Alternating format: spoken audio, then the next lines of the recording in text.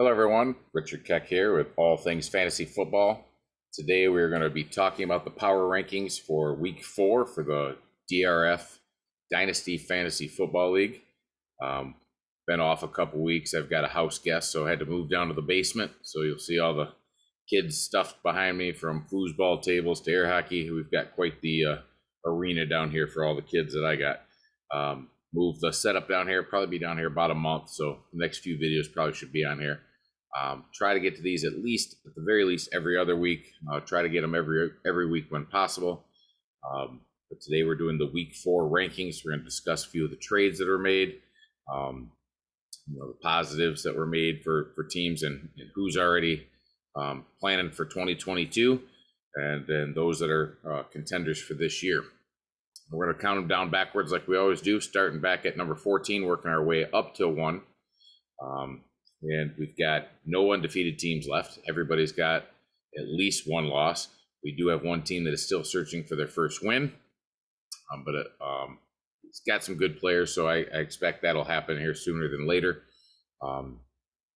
Definitely got a few contenders that are in title contention. Other guys are trying to make some moves in order to get to that point. So without further ado, let's count backwards. We'll start with number 14. And that is the Here Goes Nothing team. Silliman, his team is off to an 0-4 start, but they do have an all-play record of 20-32. If you don't know what an all-play record is, that's where they take your score for any given week, play against the entire league, and keep your accumulated record throughout the season. And having played 4 weeks, they take that record into account of you playing basically every team. They have an all-play record of 20-32, which is about middle of the pack. So even though they're 0-4, they're still better than about, looks like 5 or 6 teams in scoring, and as well as the ability to put up points in a given lineup. So I expect Here Goes Nothing to get some wins sooner rather than later. Has had a couple rough outings. The last 2 games having played, it looks like the Hung Like Hernandez team and the Champ. It's kind of tough to play some of the top teams early on when you're still trying to figure out what your roster is. Doesn't look like he's made any kind of trades, anything at this point to improve his team. Has had some offers and stuff like that, but nothing in the last 30 days or so. And that's kind of where I've looked is ever since the season started. Not anything preseason, but anything in the last 30 days in order to keep things moving.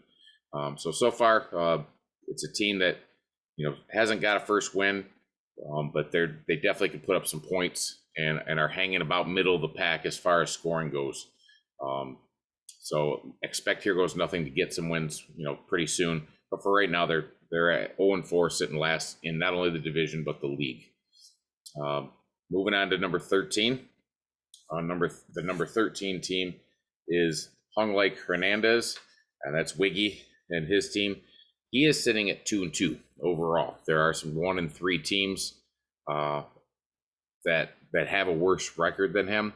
But let's be clear here. Wiggins is shooting for 2023. He's made some moves that reflect that he has no desire to win right now.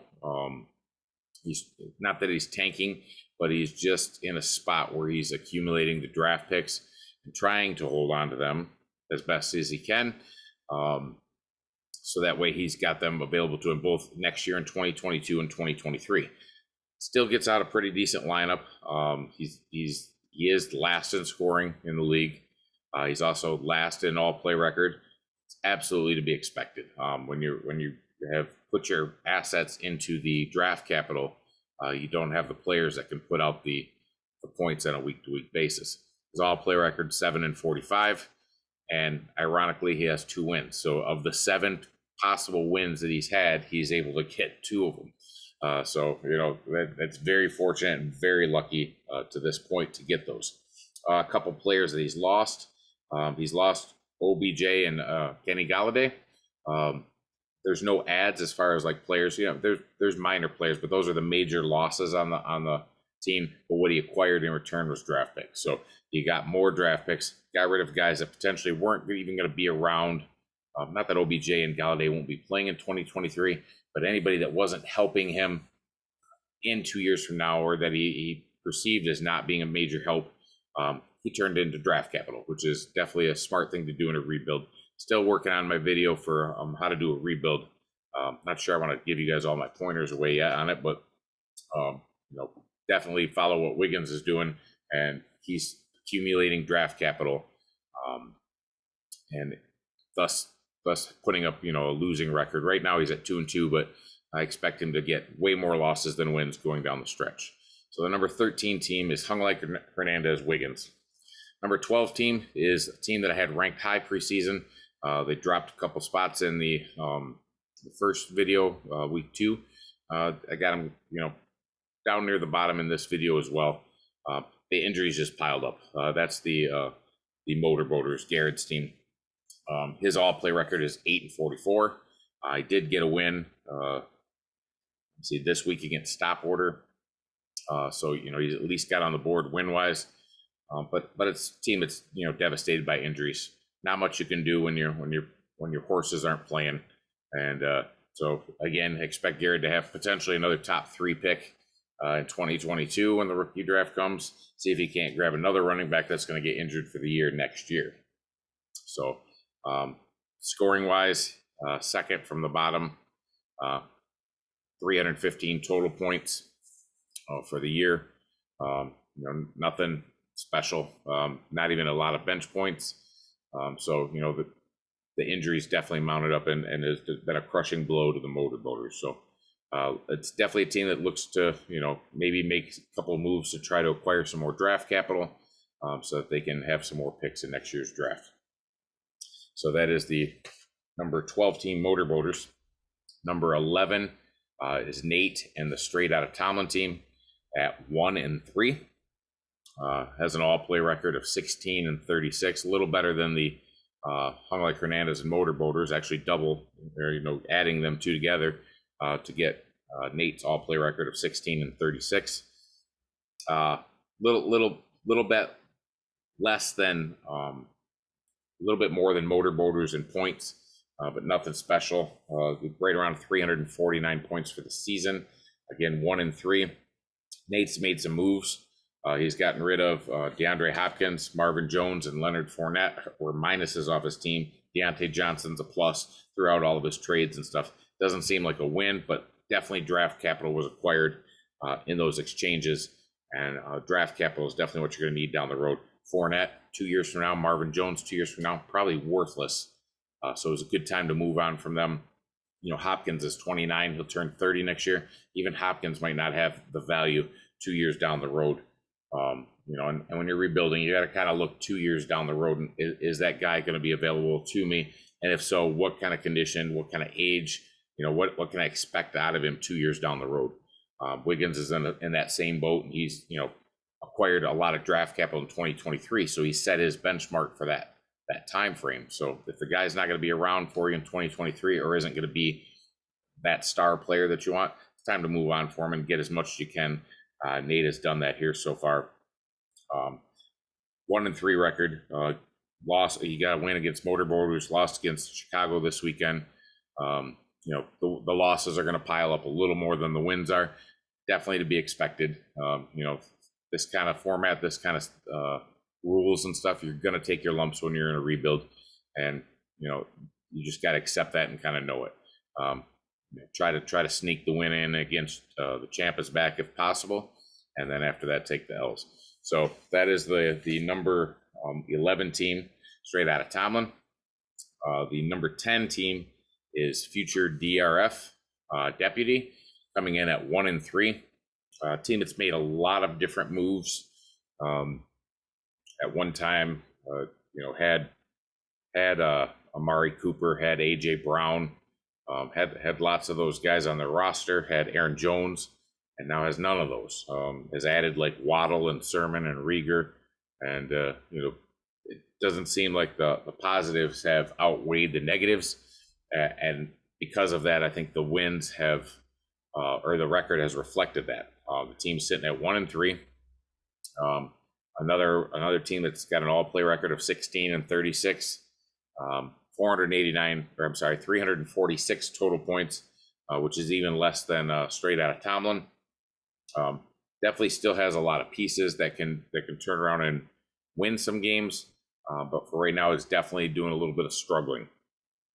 Needs some of those younger guys to start kicking it in. Has gotten younger, but in the process has maybe hurt a team that was in position to potentially compete this year, and it's almost like the team gave up a little early and maybe sacked it in a little early this for the 21 season, and was already looking ahead to 22 and 23. Which, if that's what you want to do, that there's nothing wrong with that. Sometimes you have to take that opportunity when you can get it. Like I said, I've said this many times before. It's always better to trade a guy a year early and miss a good year out of him than to trade a year late and not get anything in return when you're out of him when you try to trade him. You try to trade a guy too late and you're barely lucky to get anything out of him. So you trade him too early, you should be able to get max value on the return and only lose that 1 year of quality play. So just remember that, always better to trade a year early than a year late.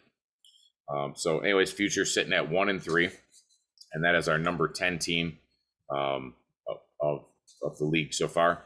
Everybody else is going to have a 2-2 record or above. The league is very competitive this year.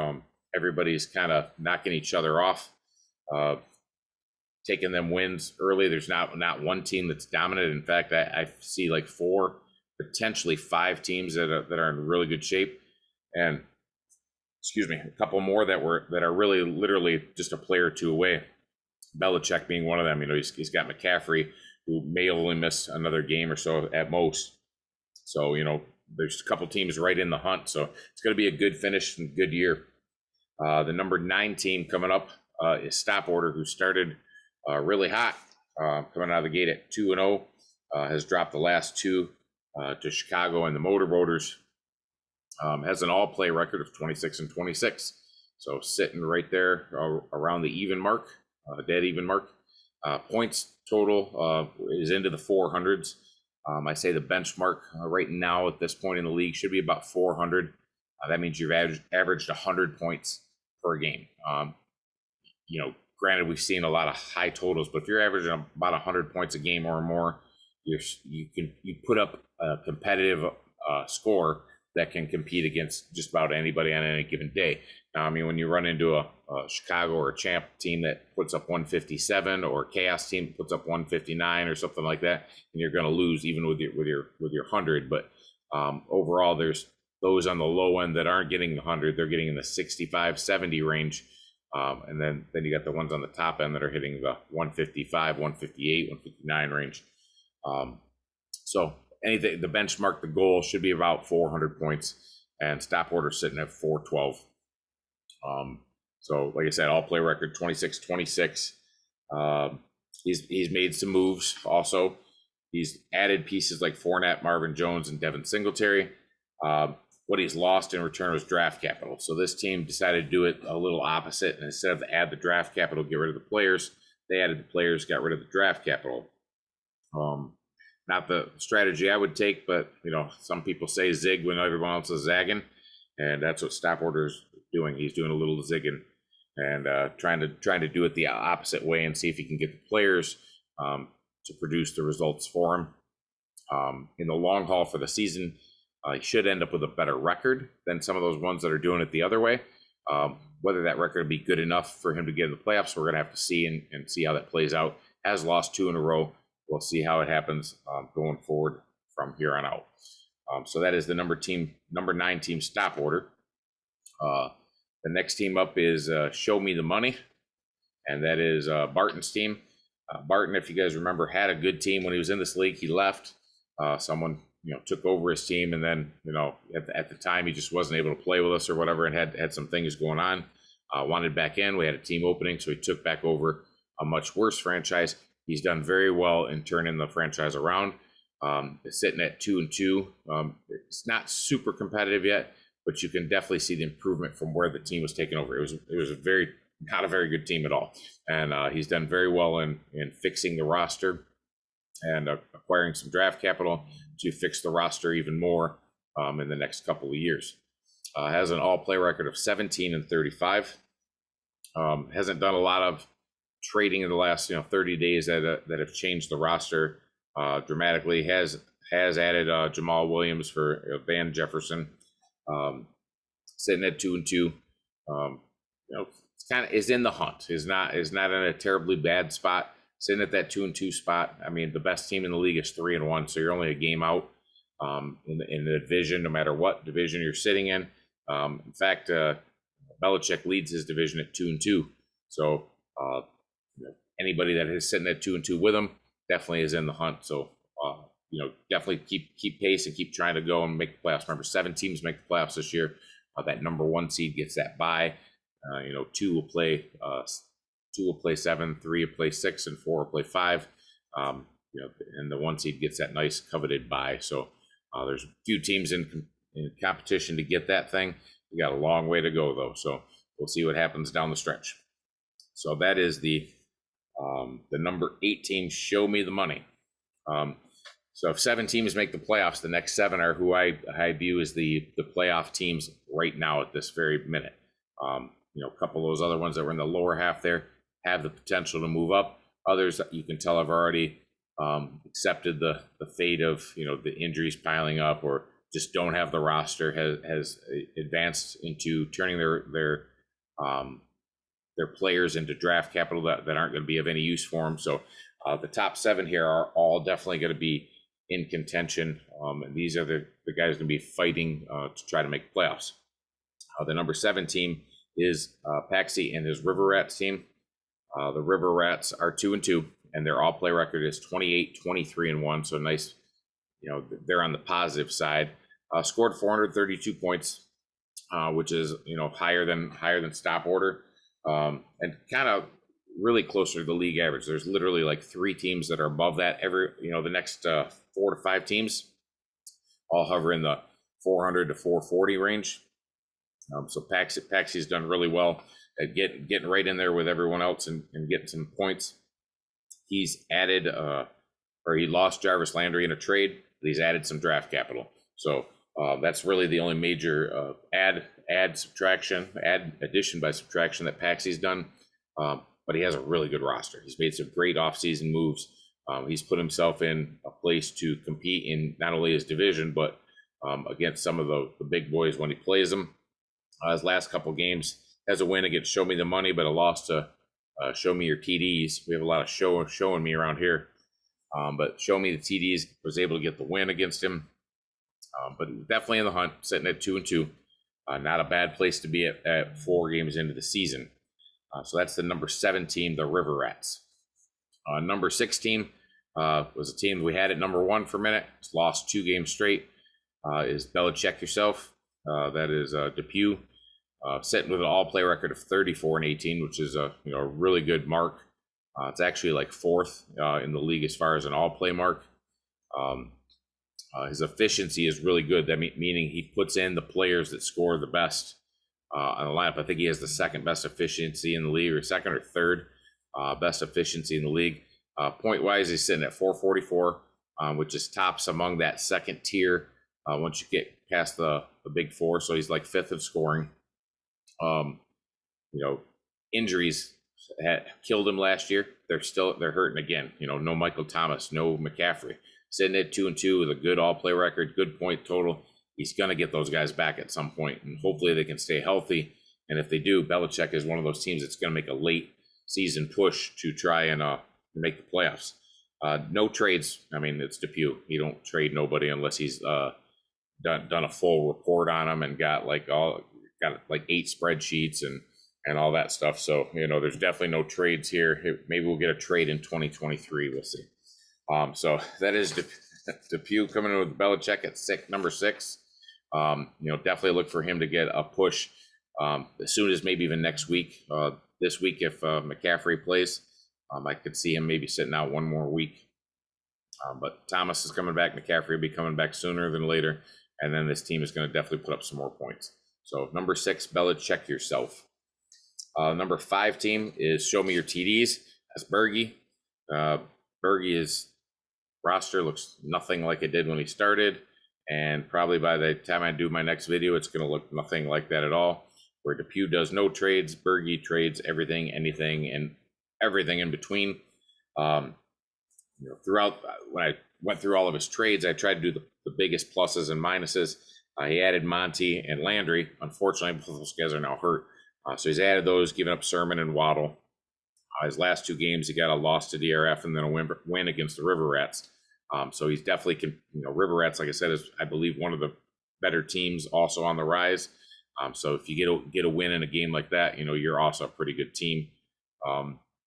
He's got an all-play record of 29-23. Doesn't have a super high efficiency rating, which means he's having trouble getting the right guys in the lineup. 424 points scored, which is less than Depew and the River Rats, but has that 3-1 record, which is something they don't. They have a 2-2 record.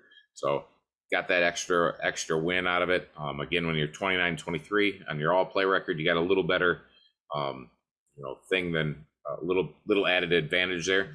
By the way, I did forget to mention that the River Rats all-play record is 28-23-1, also very good.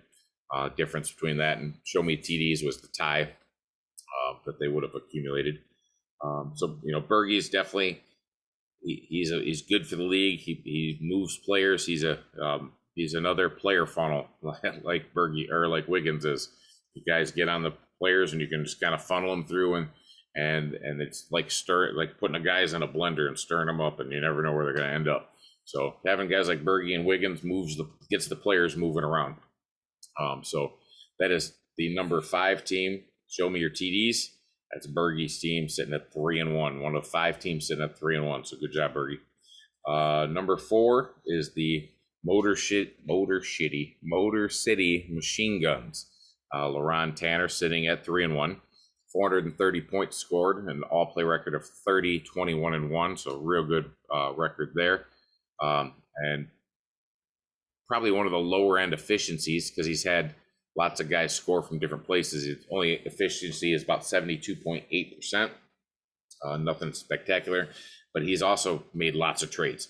Added Kamara, lost Monty and Deontay Johnson, added Odell Beckham, added Galladay, got a couple wins in his last couple against Belichick and hung like Hernandez. So he's got a couple, wins to get him to his 3-1 record. We're in a three-way gridlock at 3-1 in our division. So it's going to be another one down to the wire there. But Ron's team is definitely competitive. It's one to watch out for. So you get the win out of him. He's my nemesis. I lost 2 games last year. Lost to him in the regular season. Lost to him in the playoffs. So anybody who knocks him off, it's good in my book. So not rooting against you, LaRon. I'm rooting for me. So yep, definitely a team to look out for. These teams at the top, some of them are really good, and the next 3 are some of the best so far early on into the season. So that's our number 4 team, the Motor City Machine Guns, LaRon Tanner, sitting at 3-1, 4 games into the season.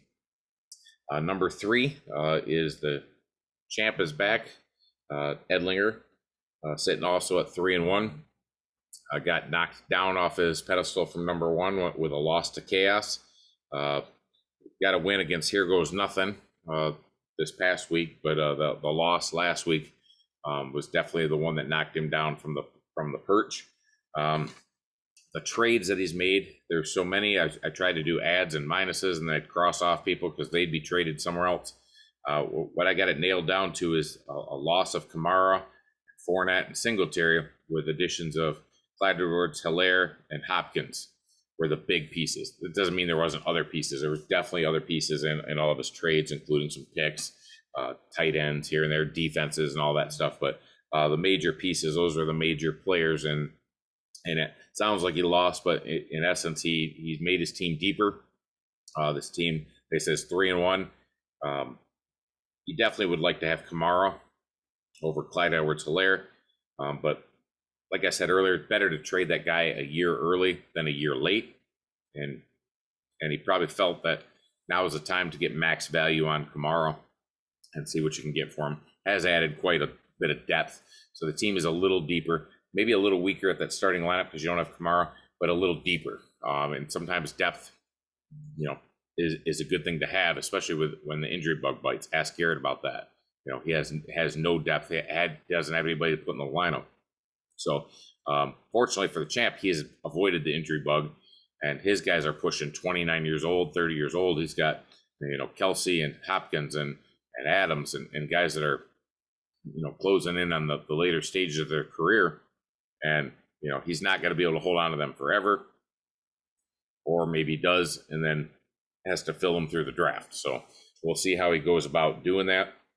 Right now he's sitting at number 3, 3-1, with an all-play record of 42-10, which is fantastic. 543 points scored, which is second in the league in scoring. 81% efficiency, which I believe is like fourth in efficiency. So that's pretty good also. So has scored as many as 158 so far this year, with a low being 106. So I mean, he's definitely hovering in the above category for scoring. So definitely a team to watch out for. But with all Chiefs in your lineup, this team goes as Kansas City goes. So hopefully you can play them on a week that Kansas City is either having a bad game or just maybe not playing at all. So there's always that. So that's the number 3 team. Hopefully Edlinger's a little happy that I talked about him a little longer than that. Doing good so far, plugging along at 3-1. He's having a great season, but I don't think there's anybody in the league that's rooting for him to win this year, considering he's won 3 out of the 4 leagues so far. So it's you against the world right now. So that's our number 3 team. The champ is back at number 3. Number 2 is the Chicago Fire. That is my team, sitting at all play record, best in the league at 46-6. Highest scoring team in the league at 563.5. The second in efficiency at 83.4, and has made some couple of moves, adding of Aaron Jones, and the minuses Rieger and Clyde Edwards-Helaire. Since I've traded Clyde Edwards-Helaire, he's had a couple of really good games, but I fully believe Aaron Jones is the guy I need if I want to try and win this year, and not Helaire. So dealing one of them younger pieces to someone else who's trying to get younger was the way to go. Reason not number 1 this week and sitting at number 2 is because of the competition of who I played this week. Not trying to put anyone down, but definitely when you look at the fact that I'm playing Stop Order and Straight Outta Tomlin, who are maybe on the rebuild side of the league, and then the number 1 team is playing the champ and Belichick. So definitely had some tougher matchups, and he was able to get 2 wins out of the 2 of them. So Chicago sits at number 2, despite leading in points scored, all play record, and over, definitely one of the tops in efficiency. The team that has the highest efficiency over me is Straight Outta Tomlin, because he doesn't have anybody to put in his lineup. So he only has really 1 lineup to put in. Otherwise, to have an 83.4 efficiency when you're loaded with all different players and lots of options, that's very difficult to do. I'm not even sure it's sustainable. I'm sure I'm going to drop considerably in efficiency. That just means right now, through 4 weeks, I've been able to pick like the best lineup possible, or almost the best lineup possible. So sitting at 3-1, tied with Motor City and Chaos for the division lead at 3-1 is the number 2 Chicago Fire. Number 1 team for this week is Chaos. Like I said before, there is no way you can not make the guy number 1 when he's beaten Belichick, who was 2-2 or 2-0 at one point. Granted, he did catch Belichick on a week when he was missing McCaffrey as well as Michael Thomas. But I mean, a win's a win, and you got to take it when you can get it. No such thing as a cheap win in this league. The other one is against the champ, and he throttled him good. He beat him so bad that he called in sick to work the next day. So he had to be here on a Monday or on a Tuesday, and he called in sick, and he couldn't even get out of bed and come to work. So that's a great day when you can beat the champ so bad that he doesn't even come to work the next day. So good job to Chaos on that. Has an all-play record of 44-8, which is second in the league. Has a 75.8 efficiency. Again, that's where I expect my team more or less to be. It just means you got a lot of good players and you're struggling to put the right ones in the lineup. that is a problem Chaos has as well. He definitely has a lot of good players. I mean, I've seen him leave Antonio Gibson on the bench. So I mean, when you're putting guys like that on the bench, it means you've got a lot of starters, and you've got a lot of quality starters. You've got second tier players that some of those lower end teams could put on their roster and start every week. So it's a good problem to have, but it's kind of when you're second guessing yourself on your lineup choices each week, kind of sucks at times, but it's better than the alternative, not being able to field a lineup. So it's nice when a player goes down, you've got options. Point wise, they're 518, which is third in the league in scoring behind Chicago and then the champ. So sitting third in points, second in all play record. Like I said, efficiency, not really high, but that's not really an issue for them or whatever. Has clocked in at 149.5 for their high of the year, but their low is 111. So their floor is pretty low, or I mean it's pretty high. So when you got a floor of 111, that's a nice place to hover around. The only one with a higher floor than them is Chicago, whose low mark of the year is 123. So Chaos is definitely on the rise. He's got lots of good players. He's scoring points and he's beating the brakes off people. So definitely a team, if you can get a win against them, you want to try to sneak one in and get out of Dodge. Ciampa's back was not able to do that, and thus we have 5 teams all tied at 3-1 for our top 5 teams of the week, and Chaos comes in at number 1. So that's all we have for this week. That's our top rankings. To recap everything, we'll go back from 14 to 1. We've got Here Goes Nothing at 14, Hung Like Hernandez at 13, Motorboaters comes in at 12, Straight Out of Tomlin comes in 11, with Future DRF at 10, Stop Order at 9, Show Me the Money at 8, River at 7, Bella Check Yourself at 6, Show Me Your TDs at 5, Motor City Machine Guns at 4, Champ is back at 3, Chicago Fire at 2, and Chaos comes in as this week's number 1. Come back next week, see if they can hold on to that number 1 spot. Seems like everybody that gets it loses it. So let's see how long Chaos can hold on to that spot. Thanks for checking in with us today, guys. I'm Richard Keck with All Things Fantasy Football. Thanks for listening. Don't forget to like, follow, and comment on the videos here. I don't make these for nothing, so I want to see you guys on the YouTube channel, subscribing to the channel and posting comments about what you had heard today. So let me know how I'm doing, and I will talk to you later. Have a great day, guys.